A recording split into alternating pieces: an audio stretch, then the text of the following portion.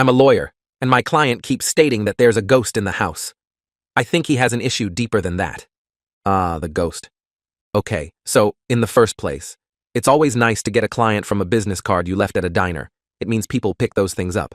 However, when leaving business cards at diners in certain areas of town, I should expect some issues. This call came through on a dreary December day as I was sipping coffee and watching the snow fall. The caller ID read that it was the local hospital, and as I picked up, I spoke to a rather frantic young man who informed me he was being held against his will and he needed an attorney to help him. When I asked where he was, he simply said, "The 5th floor."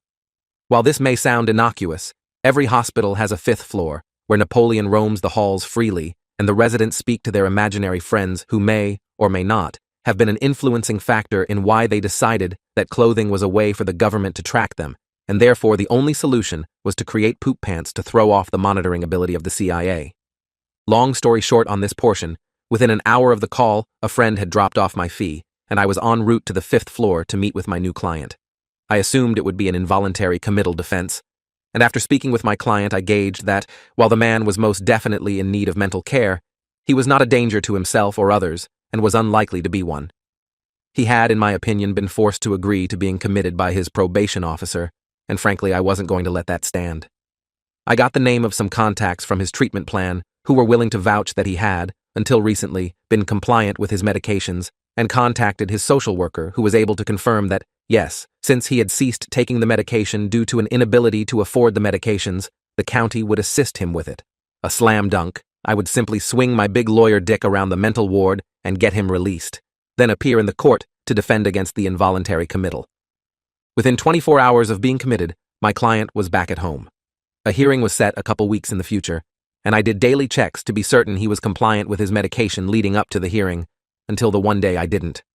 A call from the local police was my tip-off.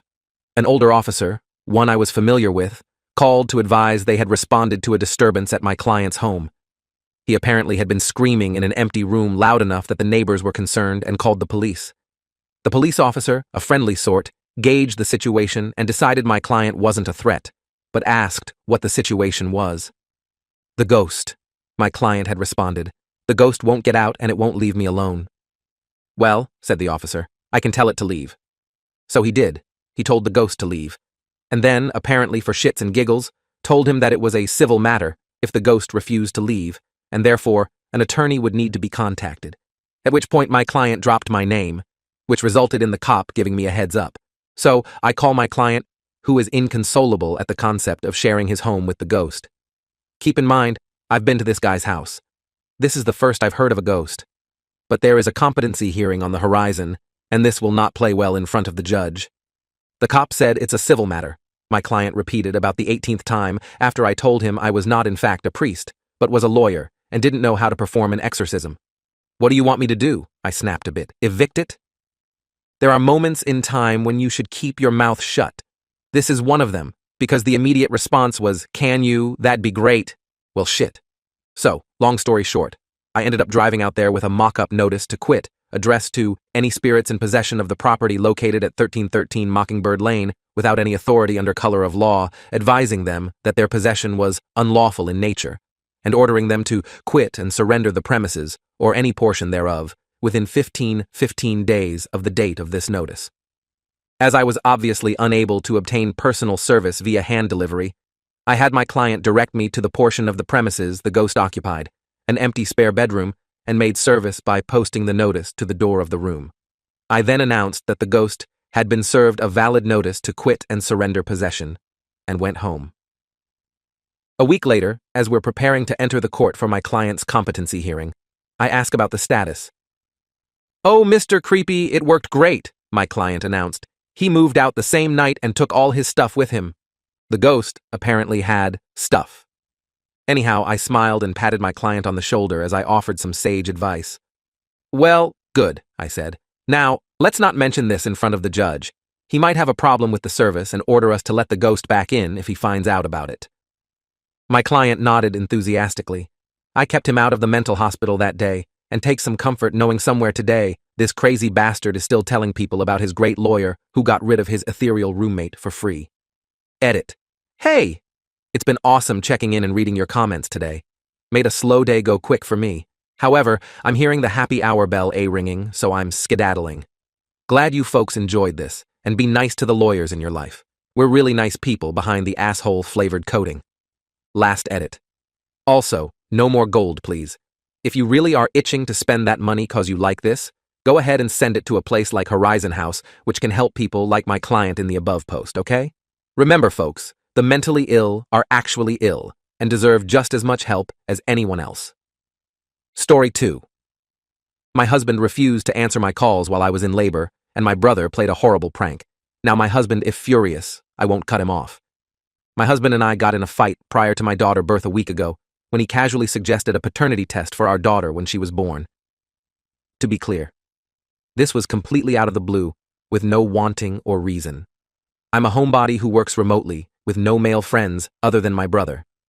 I told him that he was accusing me of infidelity, and he said he just wanted to be sure, and kept bringing it up until I told him, after 3 days of him asking and the stress starting to make me physically ill, that I didn't want to talk to him and left to my brother's house.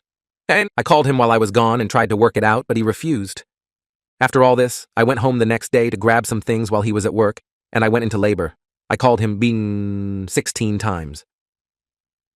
Before calling my brother, who called him another half a dozen times himself while on the way to pick me up and then on the way to the hospital.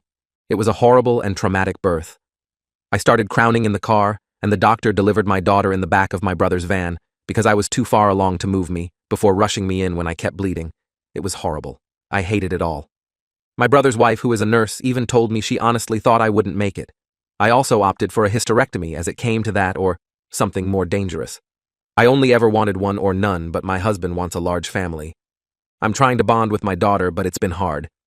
The point is that during this, while I was returning from surgery, 10 hours after I called, my husband finally responded and asked why I hadn't answered his call.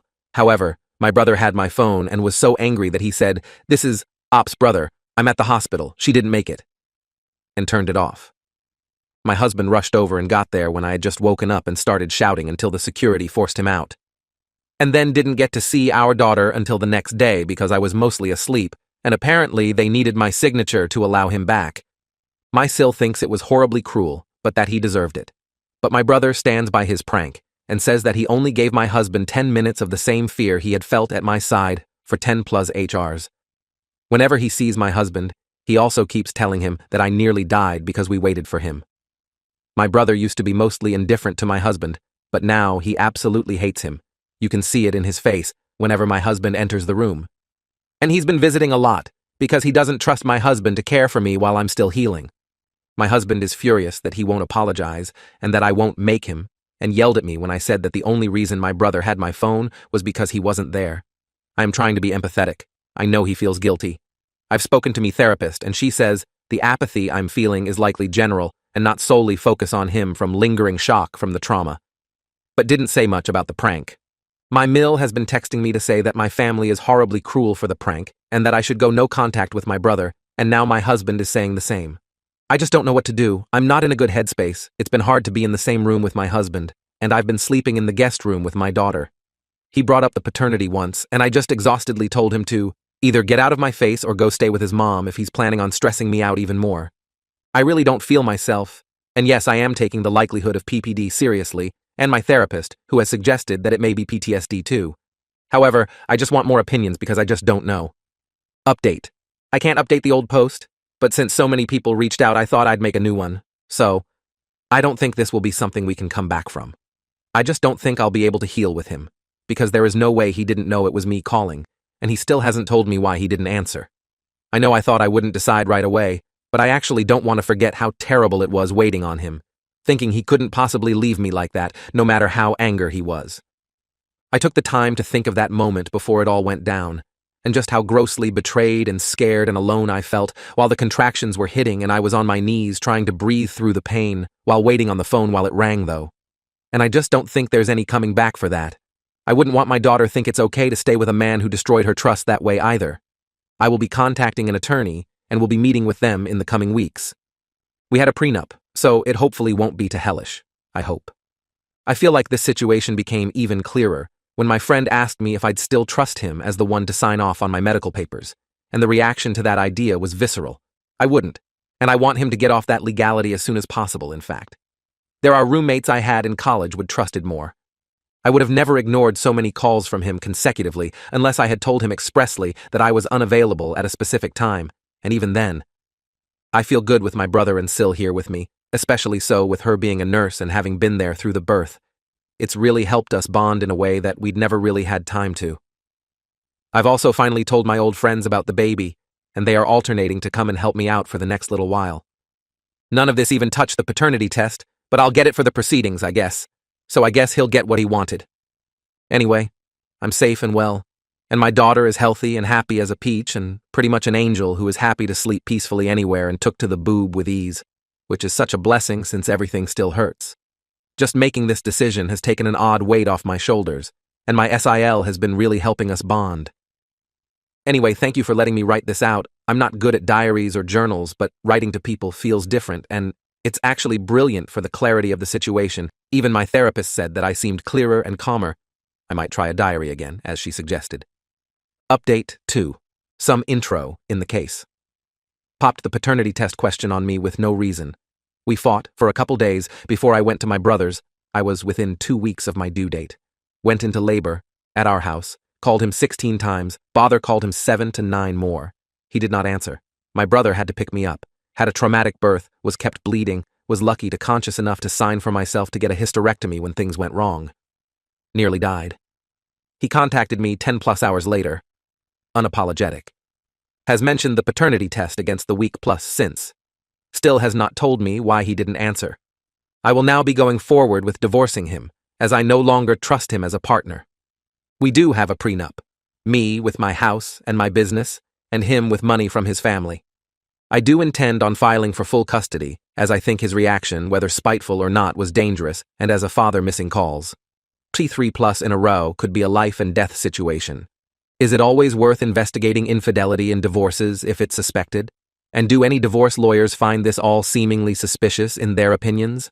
I will be contacting my lawyer this week. I will likely be getting the paternity test for the divorce.